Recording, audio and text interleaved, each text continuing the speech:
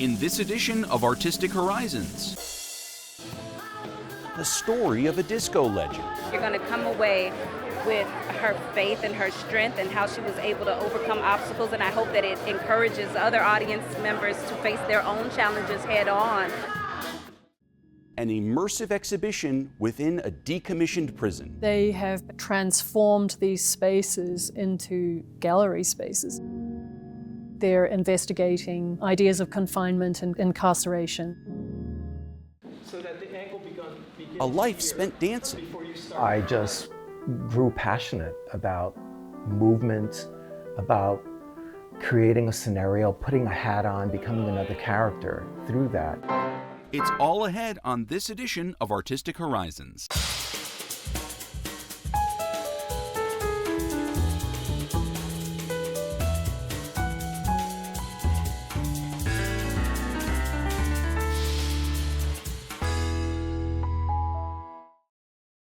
Hello, I'm Mark Cenero, and this is Artistic Horizons.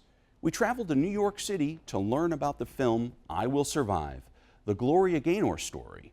Known for such hits as I Will Survive and I Am What I Am, Gaynor's rise to fame is chronicled in this moving biopic. Take a look.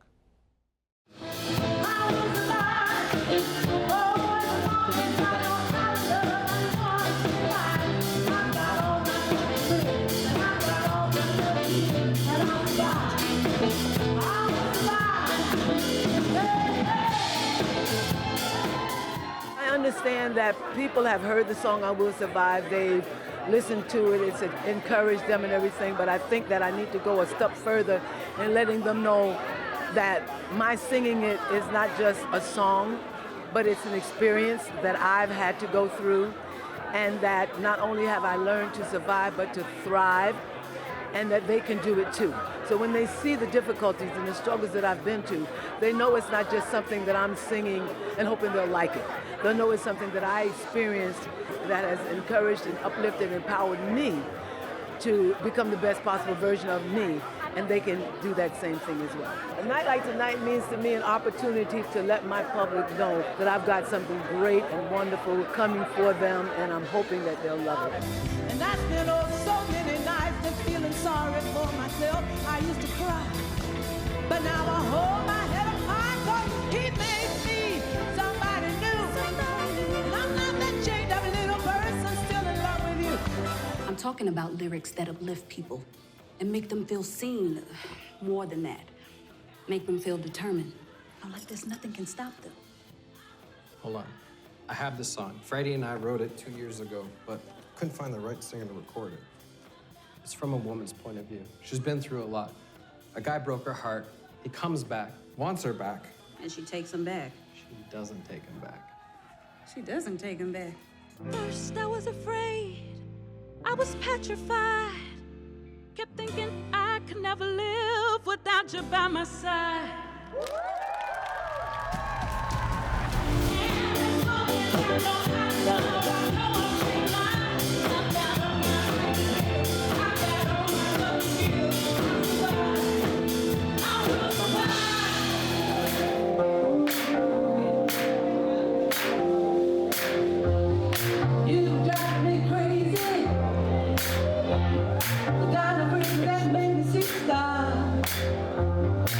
Give her flowers while she's here. She is a phenomenal human being. She has gotten me, she's gotten so many people through their challenges, and to be able to highlight her and to give her the support that she needs and let people know her story, they'll know that they too can not only survive, but thrive like she is.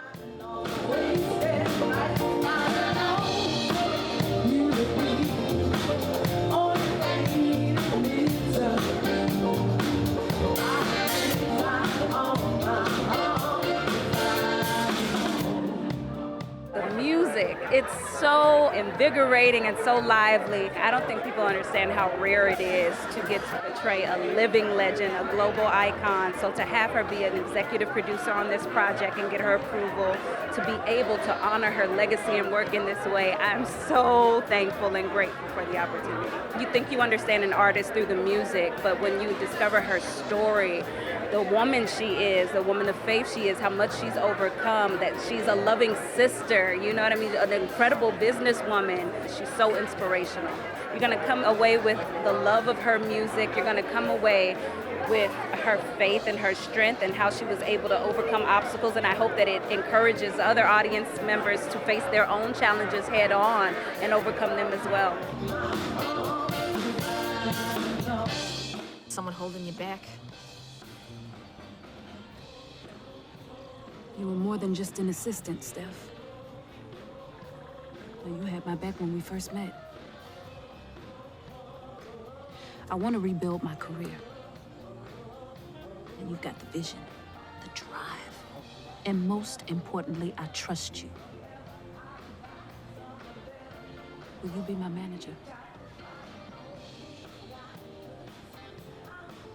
Yeah.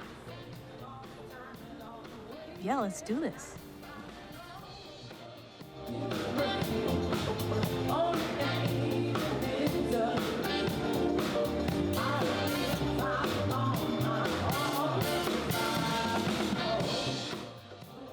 I have learned to be me.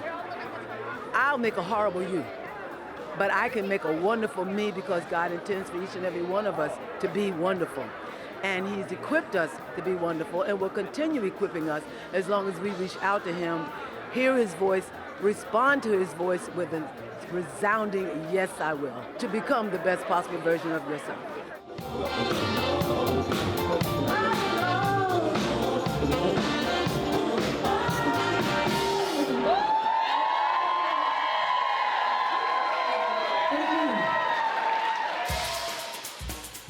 And now for the Artist Quote of the Week.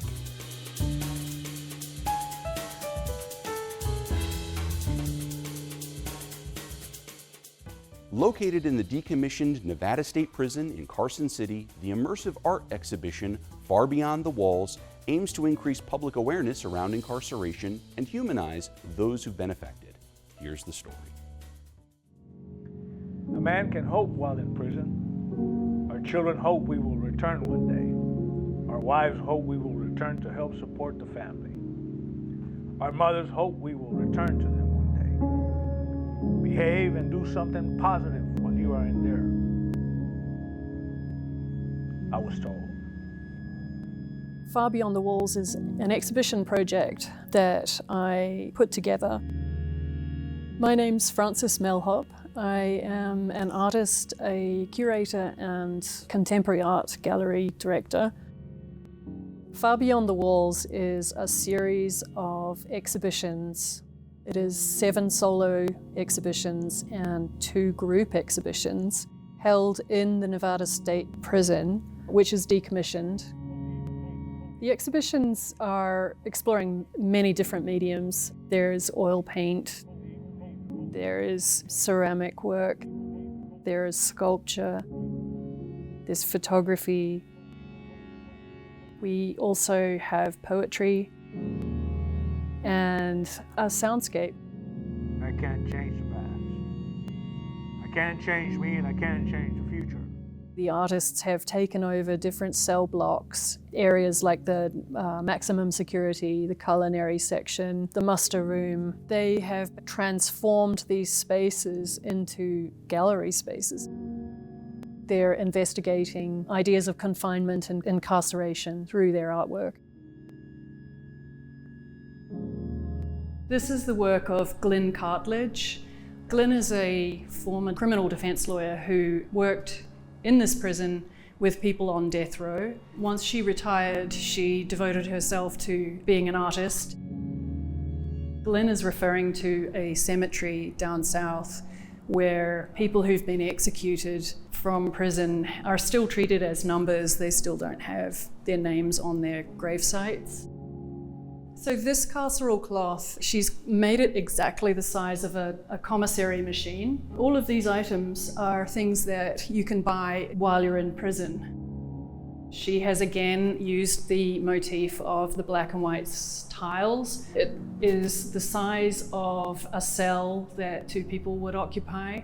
So always she's working with scale as an important factor within these carceral cloths. Within that, She has made these portraits of formerly incarcerated people. They are from a series called P2P, which is short for Prisoners to Paper Dolls. When people come out of prison, they are treated in a very two-dimensional manner. And so each of these portraits is painted as if it's one of the paper dolls that we used to play with when we were little kids. This area here is still the infirmary, and basically it was 3 cells that were divided into a larger space where people would recover from injuries or surgery. The concrete blocks are actually from on site at the prison. So because it's a historic building, I've had to use very different installation tactics. These are more formerly incarcerated people that Jennifer Garza-Quan photographed for Glyn, and then Glyn painted them, and she's quite an academic painter. The soundscape that you can hear behind us is by Gia Dreyer. Gia has melded their own music with interviews with formerly incarcerated people that Glyn actually recorded.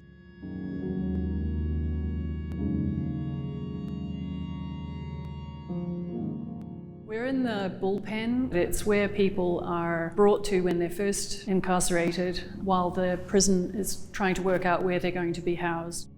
This area is devoted to Jennifer Garza-Quan, who is a photographer. This particular series is called Imprints and Abstractions, ruined mugshots that she found in an abandoned police station in Detroit. And so all of these are enlargements of people's identity mugshots that were scattered all over the floor in this abandoned building. But you can also see the kind of chemical collapse of the emulsions. We're in the barber's cell of Cell Block 1 East. This is the work of Lisa Jarrett. Lisa got very excited when I showed her this space because her work is basically very concerned with migration and care. All of her work is thinking about Black femininity, and when she saw this space, she created this installation, and it is actually impossible escape plans that are woven from hair. This cell block is devoted to Giampiero Assuma. He is from Naples in Italy, and this series, he spent 10 years going into the psychiatric criminal prisons in Naples and photographing the spaces and the people in there. They were closed down in 2014, but he has a body of work that we've put all through these cell blocks. These red areas that are on the walls are actually designated spaces that the prisoners were allowed to hang their images and photographs in, and the rest was supposed to be kept clear. We're actually in the muster room, or we're in the entrance to the muster room, which is where the guards used to get ready, rest between shifts. We have Sean Griffin's poetry, and Sean is currently the Nevada Poet Laureate. Francis reached out to discuss doing this exhibition. I thought it was the best thing since sliced bread. I've been teaching at the prison for 30 plus years, teaching a poetry workshop, and I said, you can have whatever I've done. I hope you use it, and it'll give voice to the guys' work inside.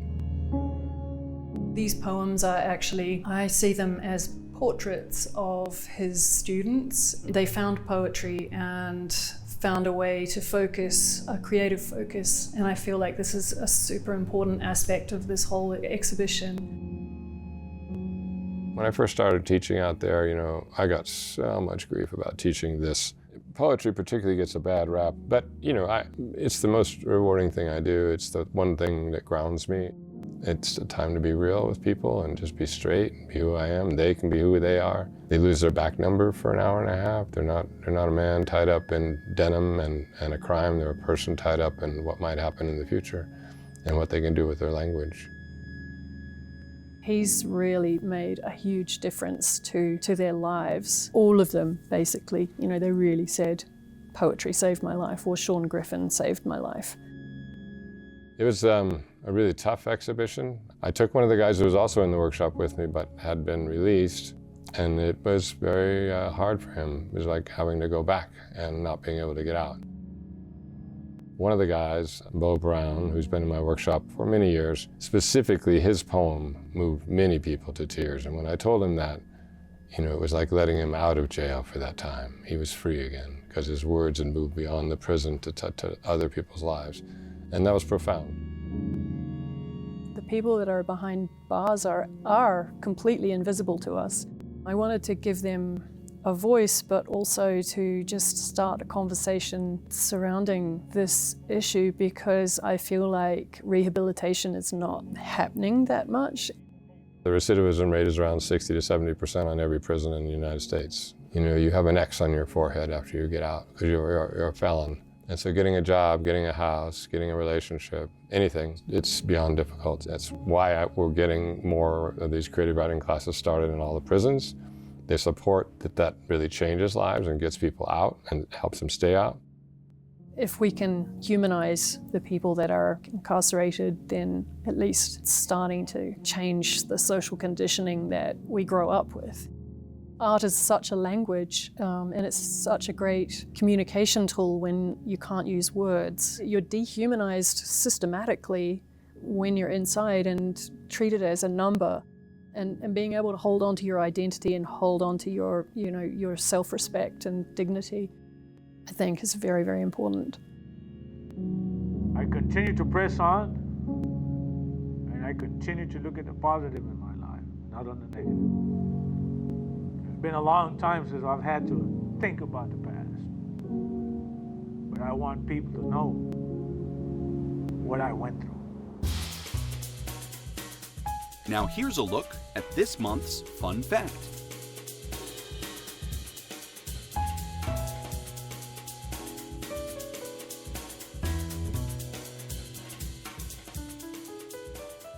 Dancer and choreographer Martin Cespedes' impressive decades-long career has led him to working in regional theater and on the Broadway stage and across other media, including opera, film, and television. Up next, we find out more about his career and his work in the production of Jesus Christ Superstar at the Porthouse Theater in Ohio. Dance found me. It kind of plucked me as a young kid, I would say like 15, 14-year-old kid. It was something that was all around. If you go to a Latino family gathering, there's music and there's dance and there's food and there's... My uncle was an incredible musician at the time, and he recorded in the 50s. So it was always around me. My mom's an exquisite singer. She came from Puerto Rico. My dad came from Mexico, and they met in New York City, and that's where we grew up, in the Chelsea area of New York. I can remember one of the earliest things that introduced me to dance was a guy named Jacques D'Amboise, who's now not with us, but he would go to elementary schools and he would pick kids, but how he did it was clever because he had us doing athletic drills. At the time, he was retired from the New York City Ballet. He was one of the premier American ballet dancers, and he started this group of dance classes, and it was called American Dance. From there, I just grew passionate about movement, about creating a scenario, putting a hat on, becoming another character through that. And that slowly arced, and I went into concert dance, television, opening for the Bee Gees, opening for Earth, Wind and Fire, dancing in concert companies in Denver. And then from there, I zoomed into musical theater. But at the same time, I was working on operas. I was doing minor choreography, fight stage choreography, and I was in the operas. And at the same time, on the off season, I would go and audition for musical theater tours. So it kind of never stopped for me. It's always been a moviola that kept going. And I think the love, I think the monumental love I have for theater itself was the fact that I can do it in all these different styles and mediums, you know. I was asked once, a friend of mine asked me what was the most influential piece of art that you saw that kind of catapulted you or moved you into the land of illusion, so to speak. And it was me being able to watch West Side Story on reruns, and it was late It was late at night, my mom let me stay up. Old TV, and I'm listening to the traffic behind the TV, which was almost like watching it in multi-dimensionals. And I'm watching George Chakiris flying through the air, hitting this beautiful, it's called the stake position, which was the 3 sharks going in the air and lifting themselves, which was symbolic of saying that's the first time Puerto Ricans had a stake in the neighborhood. There was 3 first, and by the end of the summer, there was 12. That story, and seeing a guy who looked like me, who was dancing in jeans and dungarees and sneakers and jumping over garbage cans, and we're tough and we're strong and vibrant. That just said to me, man, there's a door there for you. There's somewhere you can go. I'm based now out of Cleveland, knowing the city, knowing I can get to the city when I have to, if I'm hired to work on any new projects, any workshops. I'll get to New York, but I'm based here. I love being here now, and the Porthouse Theater has given me a home as a director choreographer. Time for this. I'm a man in penny scheduled for quarter till sundial. We're teching Jesus Christ Superstar. So that the ankle begins here before you start to flat. You know what I mean? As opposed to bending it. So straight down. Yeah.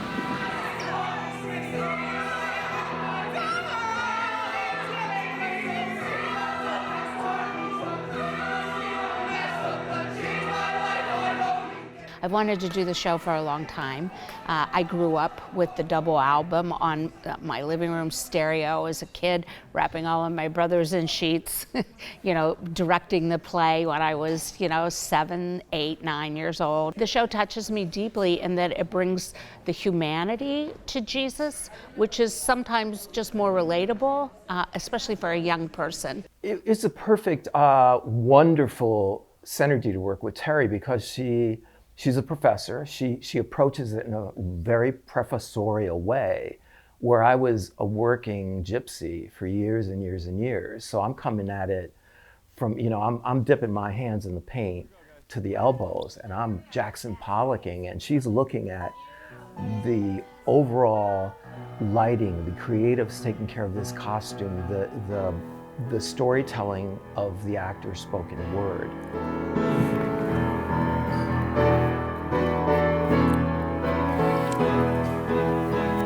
Martine and I, this is one we've been hoping to do for probably the last 4 or 5 years.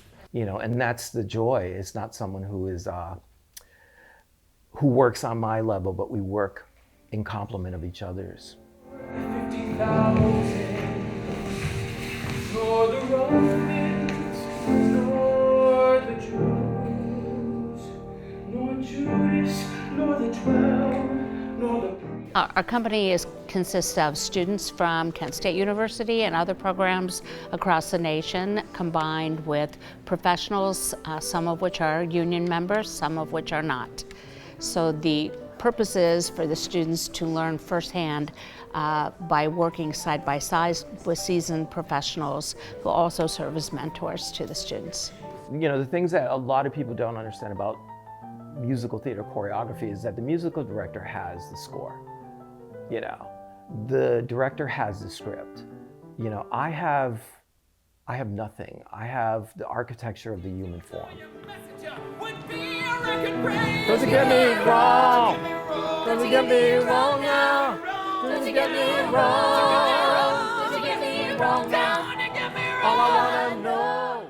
This is the deal. You can't act vulnerability. You can't act vulnerability. You can't choreograph vulnerability. That has to be in you. That has to be an embodiment that you carry with you.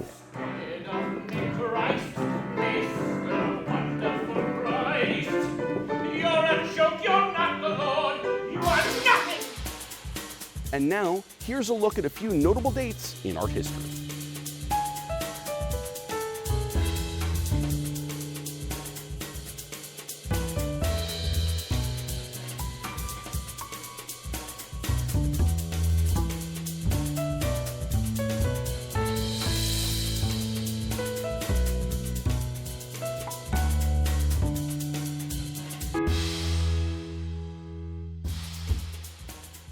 And And that wraps it up for this edition of Artistic Horizons. For more arts and culture, visit WPBSTV.org. Until next time, I'm Mark Sonero. Thanks for watching.